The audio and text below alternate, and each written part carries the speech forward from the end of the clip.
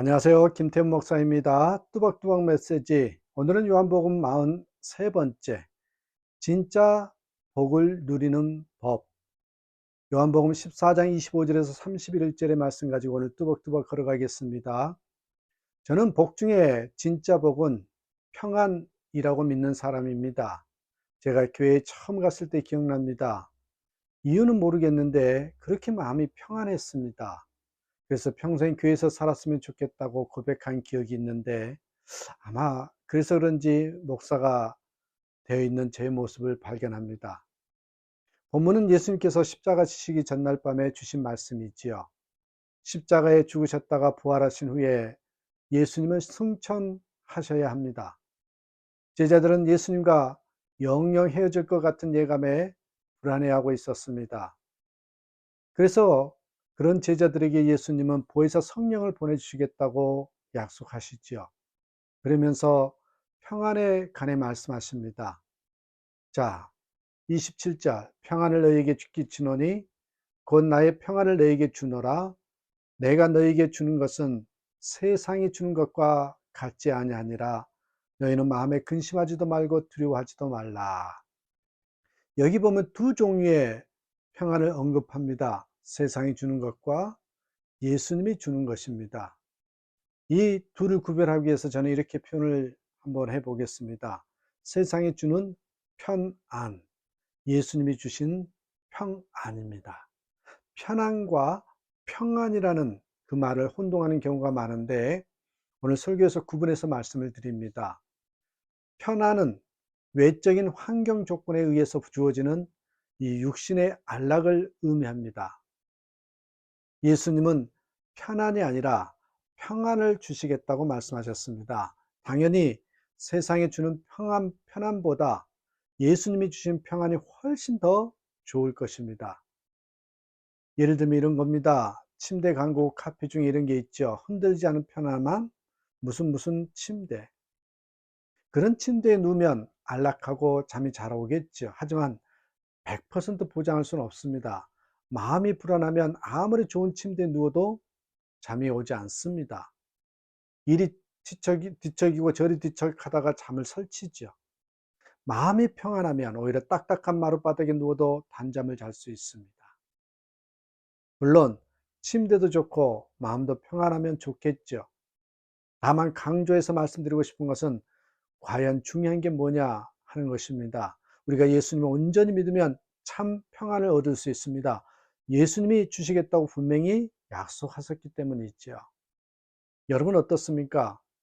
환경 조건이 좋으면 좋겠지만 설사 환경 조건이 나빠도 요동치 않는 마음의 평안을 소유하셨습니까? 그것이야말로 예수님을 믿는 복 중에 최고의 복입니다.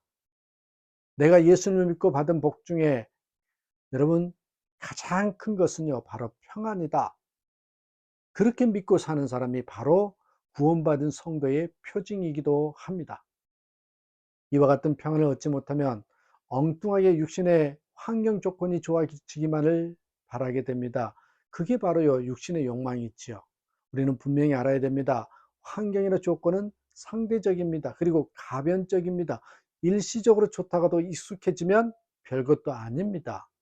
그러니까 끊임없이 더 나은 것을 추구하게 됩니다. 이 육신의 편안은 일시적이므로 금세 사라지죠.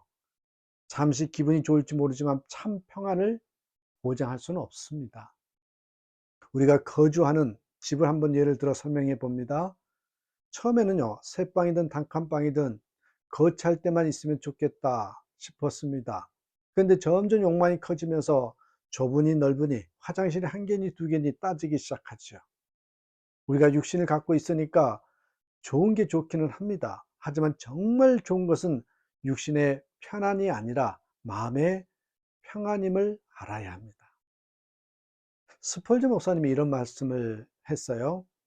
당신은 조금만 더 소유하면 나는 만족할 거야 라고 말합니다. 그것은 착각입니다. 당신이 현재 가진 것에 만족하지 못하면 비록 2배가 된다고 해도 결코 만족하지 못할 것입니다. 그렇게 말씀을 했어요.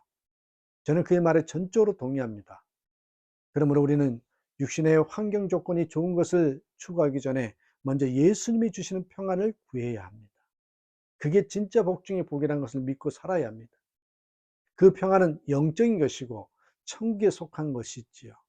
이 세상에 주는 것과 전혀 다릅니다. 이렇게 표현해 봅니다. 천국제 평안입니다. Peace made in heaven이죠. 천국은 완전한 평안의 나라입니다.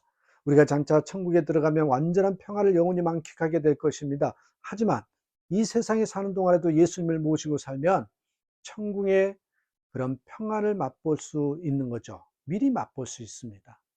그게 바로 예수님이 주시는 평안입니다. 본문을 보면 예수님이 우리에게 평안을 주시되 구체적으로요, 성령을 통해 주신다고 말씀해 주셨습니다. 그러니까 예수님의 평안을 누리려면, 그 진짜 복을 누리려면 성령 충만함을 받으면 된다. 이 사실을 알 수가 있습니다.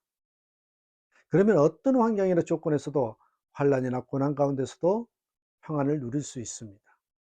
예수님을 믿음으로 영접하면 그 사람의 영혼에 성령이 오십니다. 그리고 함께 거하시죠. 이를 가리켜서 우리는 성령의 내주하심, 이렇게 표현합니다. 성령의 내주. 자, 요한복음 14장 17절에 그는 진리의 영이라 세상은 능히 그를 받지 못하나니 이는 그를 보지도 못하고 알지도 못함이라. 그러나 너희는 그를 아나니 그는 너희와 함께 거하시며 너희 속에 계시겠습니다. 이처럼 성령을 통해서 예수님이 우리와 함께 하시니까 예수님의 평안이 우리 안에 있게 되는 것입니다. 자, 요한복음 14장 18절에도 내가 너희를 고아와 같이 버려두지 아니하고 너희에게로 오리라. 고아는 부모의 부재로 마음이 허전합니다. 제자들은 예수님이 떠나면 고아처럼 되는 줄 알았습니다. 그런데 보혜사 성령을 통해 다시 오시니까 고아가 아니라는 것입니다. 예수님의 평안으로 충만해지게 됩니다. 예수님을 구주로 믿고 영접하면 영혼의 깊은 곳에 영성수가 솟아나는 그런 여러분 샘물이 장착된다는 그런 말입니다. 이게 바로 예수님이 주시는 평안이죠. 그런데요, 유의사항이 있습니다. 성령이 우리 마음 가운데 거하시지만 세상에 환란이 닥쳐오면 마음이 흔들리고 화들짝 놀라서 두려워합니다.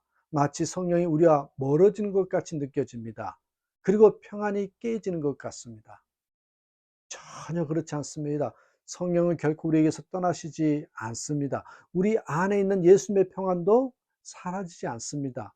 잠시 흔들리는 것처럼 느껴질 뿐입니다. 우리가 내주하시는 성령님을 의식하며 친밀한 관계를 맺으면, 다시 말해서 성령 충만함을 받으면 다시 회복되어서 평안을 충만하게 느끼게 되는 것이죠. 여러분, 편안과 평안 둘 중에 무엇을 더 원하십니까? 세상이 주는 편안보다 예수님이 주시는 평안을 갈망하시길 바랍니다. 예수님을 나의 구주로 믿고 영접하셨습니까? 그러면 이미 예수님과 동일한 또 다른 보혜사 성령님이 내 마음속에 와 계신 것입니다. 이 사실을 확신하시고요, 세상이 알 수도 없고 줄 수도 없는 그런 참 평안을 누리시길 바랍니다.